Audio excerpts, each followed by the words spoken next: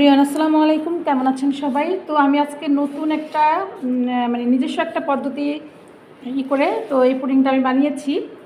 তো যদি আপনাদের কাছে ভালো লাগে তাহলে অবশ্যই আমি আপনাদের পুরোটা ভিডিও দিব।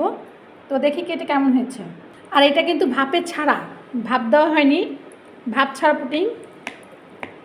তো দেখিস কেমন হয়েছে, সবার সাথে শেয়ার করি, তাই না? তো এরকম হয়েছে আসলে, দেখুন, মাশাআল্লাহ, দেখুন একটুকু কিন্তু খারাপ হয়নি, ঠিক আছে?